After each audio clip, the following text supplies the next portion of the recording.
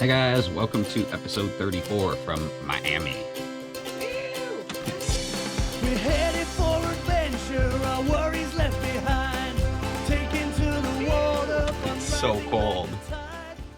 We're wearing long sleeves and long pants because today it is, we woke up at 50 degrees, which is quite cold, especially for Miami. But there's a huge northerly coming down. There's Winter Storm Bruce is happening up in the Midwest and sort of in the northern US and southern Canada. And there's huge northerly winds blowing the cold air down. So I guess it was cold in Bimini too. We talked to our counterparts that made it over to Bimini the other day. So anyway, we're freezing our butts off, but we got to get some stuff done. We're not sure when we're going to get a weather window to cross. We're kind of watching really closely, and with that Bruce winter storm thing, it's creating a lot of northerlies, and it's going to chew up the ocean really bad. So we don't want to get beat up going across. So we're going to take our sweet time, obviously, and cross when it's safe and comfortable. There is a southerly window coming up, but it's going to be 10 to 15 knots out of the south. So that would allow us to sail to Bimini instead of using the motor, which would be pretty cool. Except I'm not sure if I want to be out in the ocean if it's going to be stirred up like that. So it'll be uncomfortable, and there's probably a better time to cross. But we'll see. We're waiting it out. It is Thursday today, and we're hoping to cross early next week if we can. We're going to head for Home Depot because we need to make the eaves troughs for our solar panels. That way we can collect water, and the rain won't come sheeting off the solar panels while it's raining, because that's just annoying. Somebody suggested vinyl siding outside corner post. That would work really, really well, but I can't find it anywhere. Not anywhere local anyway, and they sell it in 10 or 12 foot sections, so it'll be difficult to transport. But we did find galvanized drip edge, which is used for roofing. It's L-shaped, so it will actually work really well. It'll be a little bit harder to cut and deal with and seal up, but it'll work, and they sell it locally. So we're going to try to get that today. We're also going to try to hit a grocery store and do all of our big provisioning run. And then they don't have Uber here, they have Lyft. So we'll have to use Lyft to get there and Lyft to get back. But it's like, I don't know, a 15-minute car ride away to the big shopping district. So we're going to do that this morning in the cold, and it's going to suck. Yeah, I'm not looking forward to it. Yeah. Anyway, let's go have some fun. Hey, so we attempted to do the Uber Lyft thing, but it really wasn't working out. So we rented a car. So we called Enterprise, Enterprise, and they said, okay, well, we'll come and pick you up. What time? And I said 9:30, and we showed up about 15 minutes early, and we waited for like 45 minutes, and they didn't show up. So we called, and they had written our phone number down wrong. So he had come and had been calling us, but couldn't get a hold of us. So he said, I'll send him back again. And at this time, I learned which local Enterprise office was actually servicing us. It's an hour away. There's an Enterprise office like 10 minutes away, but they, for whatever reason, connected us one that's an hour away. So we would have to get picked up an hour late, drive an hour to go fill out the paperwork for the rental car, drive an hour to come back to our neck of Miami to do our shopping, and then drive an hour and then an hour again to get rid of the car at the end of the day. So we said, screw it, we grabbed a Lyft, and we went to a budget office that was like 14 minutes away or something. Like that. So the budget lady, it costs a bit more because we are walk-ins, and apparently that's expensive, but now we have a car. Yay! So we can get our stuff done. It's just a Hyundai, what's the Hyundai version of a Forte? That's what this is. But we think we can fit all our junk in it, so it should actually work out pretty well. So now we're touring around Miami in a rental car. Phew! It's kind of exciting, being able to go wherever you want, because when you live on a boat, you can't do that. Can't do that. No.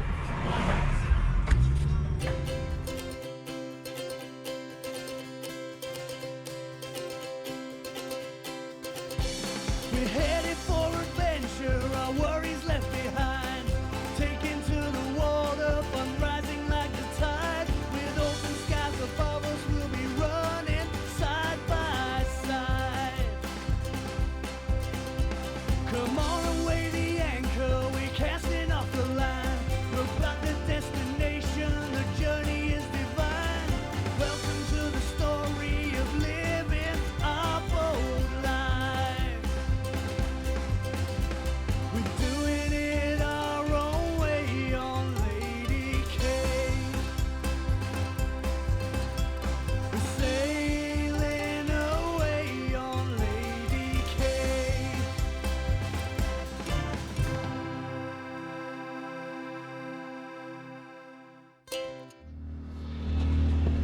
Hey guys, so let's talk about money. Money. It's December 1st now, so we owe you guys a budget reveal for the past month. So our budget for November. Everybody cares a lot about what this thing costs going cruising, and we like to be the ones to absolutely share it. Before we get started, I want to give a big shout out to our patrons and the people who are sending us money on PayPal. Patrons are folks that give us $5 or $10 every time we release an episode, which is once a week, and that goes a long way to funding what we're doing. For people that don't want to be patrons, they can go to our website, hit the donate button on the right hand side, and on that page near the bottom there's a PayPal button, and you can send us $10 or $20, whatever you want to send us as a one-time gift to maybe put some beers in the fridge. Yay. It's always good. So huge shout out to you guys. If you're considering becoming a patron or sending us money on PayPal and you have questions, or you just want to say hey, reach out to us on Facebook. Just look for Lady K Sailing, and we always reply to all our messages. So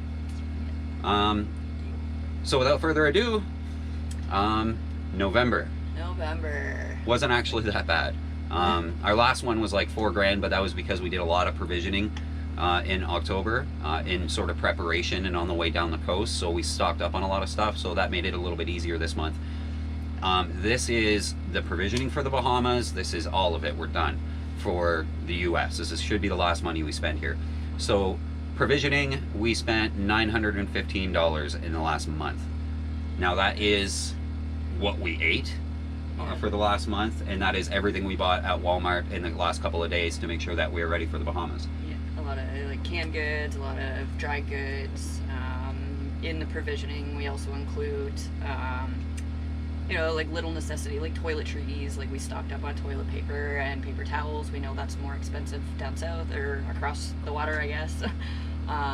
The diesel cans. The diesel cans. We bought at Walmart. It's sort of a boat part, but yeah, we also bought oil. So we bought, as you saw in the video, a few more jugs of oil. Yeah, so that's kind of the easiest way to put it is just provisions rather than groceries, because we don't spend that much on just groceries. Yeah, we don't actually eat that much. No.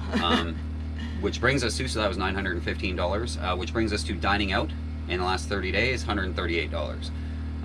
Which is a lot more than what we usually do. Yeah. But I mean, when we first got to Miami, we met up with our buddy boat. We went to a local bar and had a couple buckets of beer, and we got some wings and food and whatnot. Yeah. Just kind of treated ourselves, because who knows when we're gonna get to do this again. And we got Taco Bell one more time. Yeah. And then dockage and mooring, we paid for a few nights at docks, typically to upload episodes because you need the Wi-Fi. We've been on mooring balls quite a bit, so $363 in the last 30 days on dockage and mooring, which is a lot. It is a lot, especially because we ended last month's budget saying that we weren't going to do that. Yeah. But we expect that number to go down a lot. Yeah. And then the next thing that was quite large was $782, and that was boat parts. So there's a lot of stuff that this boat needed that you can't really easily buy anywhere other than North America, and being in such boaty places, particularly St. Augustine, we made sure that Lady K had all of the parts she needed, all the replacement parts, all the spares. So $782 on that. We don't expect that to be a continuing thing, but that needed to happen. So that brings us to our total, and there's a few things I want to add at the end, but our total, $2,200, which is pretty good. Like really good. Especially with a couple of big provisioning runs and stuff like that. So we've spent $2,200. That's what you can expect to spend in the month of November if you lived exactly like us on a similar boat. $2,200. That is a lot, but again, provisioning, boat parts, dockage and mooring, that's all said. So there was a bit of money. Yeah. And then when we purchased the GoPro, we decided to do that in Georgia because going down the intracoastal, that they had the cheapest tax from the point that we did tax, it. So from the point that we decided that we were going to do it, we did the research and found that Georgia was the cheapest, so we got it there. Yeah. Hopefully we don't have to return it, because that's not an option now. And then the last big ticket item is haul out. The GoPro brings us from $2,200 to $2,740. Haul out, we have to haul this boat out to change the sail drive oil. It's once every couple of years, but had to be done. It's $330. it is what it is. Yeah. That brings us to a grand total of $3,073. So Not bad. Not bad. Not bad. I'm happier with that than I was with last month. yeah. So, and that's all the big ticket stuff. That's it. We're going to be in the Bahamas for the almost entire month of December, where you can't really buy as much stuff. There's less marinas. Yeah. Should get cheaper. Yay! Fingers crossed. Cheap life. Again, shout out to Patreons and the PayPal folks and everybody who likes the YouTube videos. Please hit that subscribe button so that we know that you want to see more. Just watching it tells us you liked watching it, but wanting to see more, that makes us want to make more videos. So please subscribe if you haven't already. Give us a thumbs up. If you want to say hi, shoot us a comment. We reply to almost every single comment. Pretty much it. All right, well, that's it for the budget. Hey guys, so the last thing we want to talk about in episode 34 is the crossing, and that has been 10 years in the making. I've been reading about crossing from Miami to the Bahamas for a really long time. I think I've read everything on the internet. Hopefully I understand as much as I can possibly understand, because it's a pretty big deal. The problem with this crossing is the Gulf Stream is a big channel of water that runs to the north, and from everything I understand, you never want to do that in bad weather. It runs quite quickly, and it's bringing warmer water up to the rest of the northern hemisphere. So it is pretty strong, and it's not to be messed with. So the biggest number one rule is never cross in a northerly wind. That means a wind coming out of the north. The water runs north, the wind running south, and they fight each other and make really nasty conditions, and it actually can be very dangerous. So we want to run it across, and you have to go 90 degrees across it. We want to run it when there's been no northerly wind for at least 2 days. That helps a lot, and it makes the Gulf Stream a lot calmer. So I want to show you guys where we're at as far as wind goes, and where we're at as far as what our intention is for this crossing. So this is Wind Finder. We use a number of different applications and websites for our wind and our weather, but this one's the easiest one to talk to you guys about on camera. So if you can see, today is Saturday, December 1st, and you can see about midday today, we've got 20 to 22 knots. It is out of the southeast. You can see the little arrow is blowing up. So it's not a northerly, it's not going to be fighting the Gulf Stream, but 22 knots of wind is a lot, and we really don't have any business going out in that if it can be avoided. So Saturday going into Sunday, that wind sort of carries a little bit into the 20 knot area for the most beginning of Sunday. But as it comes around to Monday, you can see it gets a lot tamer. It's all southerlies all day Monday, 10 to 12 knots. That's actually pretty good crossing conditions. But looking down further into Tuesday, you can actually see that goes even lighter. The wind swings around to the west just a little bit, stays southwest, and it's 5 to 6 knots, 7 to 8 knots. So if we were to leave at, say, 4 a.m. on Tuesday morning, we'd have a nice calm trip, hopefully, across the Gulf Stream without any real waves or wind activity to make it uncomfortable for us. So the intention right now is probably Tuesday. We're tracking a couple thunderstorms. We'll keep an eye on those. This is where we are now. This is Navionics, our main navigation program. You can see we are the red arrow. That's us in Dinner Key, which is a harbor in Miami. 1 hour, just sort of to our right and south a little bit, is No Name Harbor.